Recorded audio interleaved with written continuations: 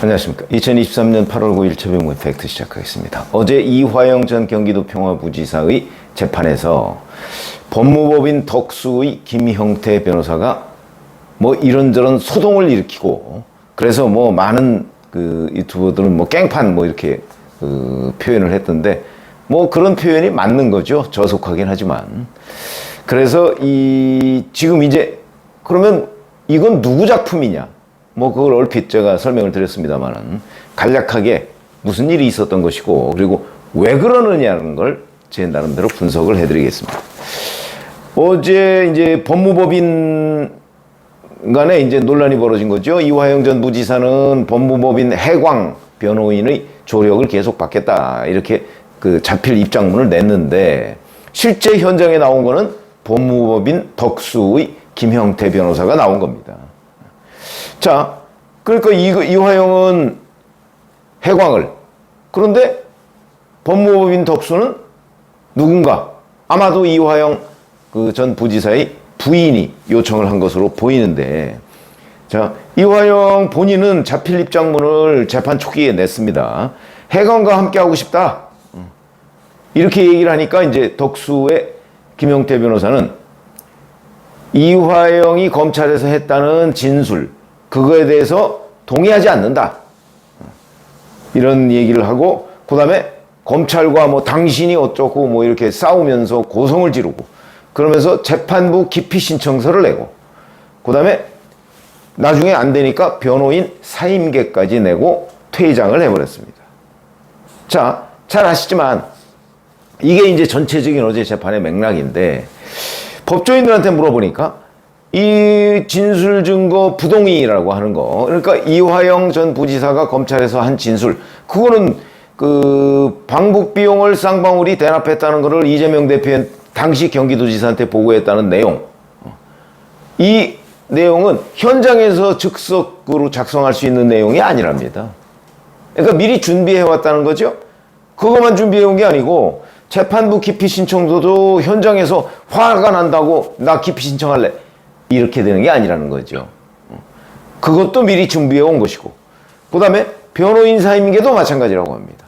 화난다고 용지가 좋아 그래서 거기서 하는 건 아니고 미리 다 준비해 간다는 겁니다. 그러면 법무법인 덕수의 김형태 변호사는 어제 재판이 시작되기 전에 이화영 전 부지사, 의뢰인이죠, 의뢰인과 아무런 상의를 하지 않고 자기 마음대로 뭐 진술 증거 부동의, 재판부 기피 신청서, 그 다음에 변호인 사임계야 뭐 자기 마음대로 할 수 있지만 이런 것들을 다 준비해 갔다. 그러면 본인이 어제 재판에서 이런 행동을 했을 때 어떤 일이 벌어질 것인가를 시나리오별로 다 점검했다, 이렇게 보는 것이 맞는 거죠. 그리고 가서 실제 그 시나리오대로 착착착 진행을 하고 나중에 퇴정을 한 것이다. 그럼 미리 준비를 다 했다는 얘기 아니겠습니까? 누구와 준비를 했을까요? 이화영 전 부지사의 부인으로 보이고, 그 다음에 뭐 어제 이제 개딸들 뭐 이런 사람들, 민주당 지지자들이 많이 법정에 갔습니다.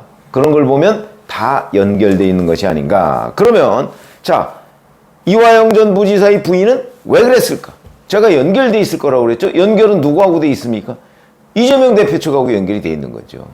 그러니까 이재명 대표 측과 이화영 전 부지사 부인, 그 다음에 법무법인 덕수, 법무법인 덕수는 뭐 과거 민청학년 사건 때부터 주로 이제 민변 출신들이 많이 있고요. 이런 사람들이 주로 거기 변호사 역할을 하고, 변호도 주로 그런 사건들을 많이 한다고 합니다. 자, 그렇다면 이런 사람들은 하나의 시스템에 의해서 같은 편처럼 움직였다. 결국은 그 컨트롤 타워는 이재명 대표다. 이런 걸 우리가 충분히 짐작할 수 있는 대목인데, 그 부분도 앞으로 좀 수사를 했으면 좋겠습니다.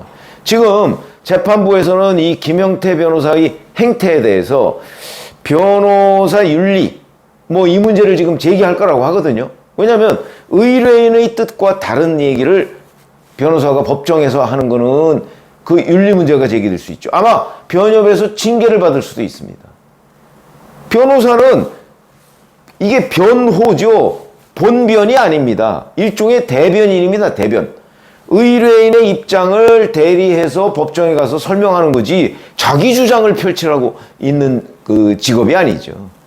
근데 의뢰인과 아무 상의도 없이 의뢰인의 그 뜻과 더군다나 배치되는 얘기를 법정에 가서 주장하다가 나중에 퇴정해버렸다.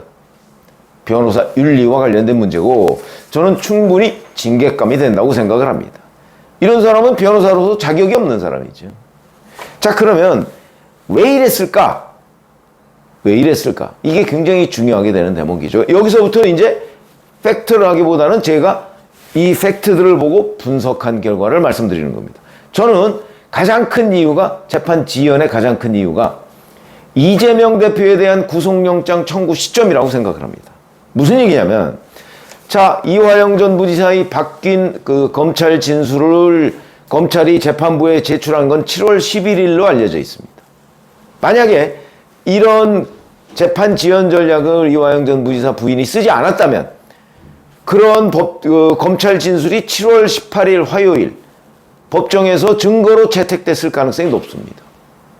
그렇게 되면 이화영 전 부지사가 자, 이재명 당시 경기도지사한테 보고했다. 이렇게 되면 이재명 그 대표는 당시 경기도지사 시절 그걸 보고받았다는 것 때문에 제3자 뇌물죄 또는 직접 뇌물죄의 공범이 될 겁니다. 그렇게 되면 바로 이런 사실만 가지고서도 검찰은 이재명 대표에 대한 구속영장을 청구할 수가 있겠죠. 조금 가다듬어서 그동안에 그 이화영 전 부지사가 했던 진술까지 포함해서 구속영장을 청구할 수가 있죠. 그러면 7월 18일에 그런 내용이 확정이 된다면 8월 1일부터 8월 15일까지 지금 국회 비회기 중입니다. 이 시점에 저는 충분히 이재명 대표를 검찰이 불러서 조사하고 구속영장을 청구할 수 있었다고 봅니다. 이걸 막고자 했던 거죠. 최소 이 국회 비회기 동안은 좀 넘기자. 이런 의미로 보입니다. 그거는 왜 우리가 충분히 그런 짐작을 할 수가 있냐면, 자, 7월 11일 검찰이 재판부에 이화영 전 부지사의 진술서를 낸 이후에 이화영 전 부지사의 부인이 탄원서를 민주당에 냈죠. 근데 요 어간에 민주당의 박찬대 최고위원이 이화영 전 부지사 최측근이라고 하는 이화영 전 부지사가 맡았던 지역위원장의 직무대행을 하고 있는 사람, 그 사람을 만나서 회유를 한 것으로 알려져 있죠. 그게 바로 이화영 전 부지사의 부인이 탄원서를 민주당에, 재판부도 아니고 민주당에 낸 그 어간입니다. 그렇게 되면 이때부터 이게 하나의 세트라고 봐야죠.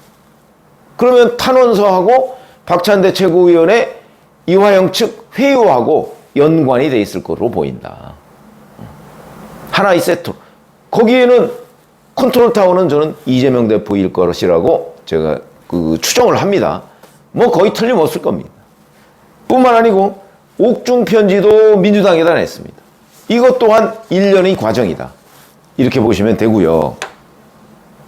그러니까 결국은 이런 이화영 전 부지사 회유설, 압박설 이런 거를 일반에 공개하게 된 거는 이재명 감독하에 이화영 전 부지사 부인이 직접 연출을 한 거라고 보시면 될 것이고, 그 다음에 이화영 전 부지사 부인이 갑작스럽게 상의도 없이 남편과 변호인을 해임해버렸고, 그것 때문에 7월 25일 재판은 또 공전이 됐습니다. 변호인이 안 나왔으니까요. 재판을 진행할 수가 없죠. 소기의 목적을 달성한 거죠. 7월 18일에 확정될 뻔한 이화영 전 부지사의 진술, 이 부분을 일주일 연기해서 7월 25일 날도 못하게 만들고, 그로부터 2주일 뒤에도 어제도 또 못하게 만들고, 그래서 다시 8월 22일로 연기했다. 그러면 8월 1일부터 8월 15일까지 구속영장을 청구할 생각을 검찰이 가지고 있다가 완전히 다 물 건너가 버린 거죠. 8월 22일까지는 도저히 할 수가 없는 일이 되는 겁니다. 그러면 이제 재판 지연 전략이 소기의 성과를 거뒀다. 이렇게 평가할 수가 있는, 바로 그 노림수가 저는 첫 번째라고 봅니다. 그러니까 국회 비회기를 넘기자. 그러면 왜 그렇게 국회 비회기를 넘기려고 했을까? 그거는 국회 비회기 동안에는 영장이 청구가 되면 바로 체포동의안 없이 그대로 가야 되지 않습니까? 근데 불체포 특권 포기 선언을 이재명 대표가 해놨지만 겁이 나는 겁니다. 그러니까 회기 동안에 만약에 그 영장 청구가 되면 체포동의안이 국회로 넘어오죠? 그러면 이재명 대표가 물론 그걸 뒤집지는 못할 거라고 제가 말씀드렸죠. 그러나 국회의원들이 이재명 대표의 이런 뜻을 받들어서 저는 충분히 부결시킬 가능성도 있다고 봅니다. 그러니까 한 번에 완충지대를 더 갖고 싶어 하는 거죠. 이재명 대표가. 거기서 가결되면 뭐 법원에 가서 실질심사 받으면 되고요. 그러니까 그게 완충지대. 그건 누구도 예측할 수가 없습니다. 만약에 이재명 대표의 체포동의안이 8월 뭐 한 25일이나 이때쯤에 넘어온다고 했을 경우 그게 국회에서 가결될 것인가 부결될 것인가 누구도 장담할 수가 없습니다. 가결될 가능성이 저는 높다고 보지만 그건 제 생각이고 장담할 수가 없기 때문에 이재명 대표는 고완충지대를 갖고 싶어 하다. 그래서 구속영장 청구를 8월 15일 이전에 할 수 없도록 만들자. 그런 공감대가 이재명 대표와 이화영 전 부지사 간에 뭐 공감대라기보다는 아마 협의가 있었을 것이다. 그것이 지연 전략의 1차 목표가 아닌가 이렇게 보고요. 자, 그 다음에 두 번째는 시간을 좀 벌자는 겁니다. 이화영 전 부지사가 검찰에서 이미 진술을 했는데 이걸 뒤집을 시간을 좀 벌자. 끊임없이 노력을 할 겁니다. 그 뒤집을 시간이 7월, 그러니까 탄원서, 옥중편지, 그 다음에 면담, 뭐 특별면회, 그 다음에 그 중간에도 이화영 전 부지사 부인이 또 면회를 하지 않았겠습니까? 이런 것들이 다 다시금 이화영 전 부지사에 대한 회유와 압박. 이번에는 가족들의 압박이죠. 그게 계속되고 있다고 봐야 될 겁니다. 그 시간을 벌어야 되는 거죠. 이화영 전 부지사 부인 얘기는 이미 남편이 검찰의 회유와 김성태 전 회장의 압박 같은 것에 넘어가서 지금 술술 불었는데 이거를 다시 되돌리려면 하루아침에 안 되니 이런저런 여론전과 함께 본인이 직접 나서서 또는 민주당 사람들까지 총체적으로 나서서 이걸 뒤집어보자. 그러려면 시간이 필요하다. 그러면 재판을 지연시켜야 되겠죠. 이게 바로 두 번째 목적이 아닌가.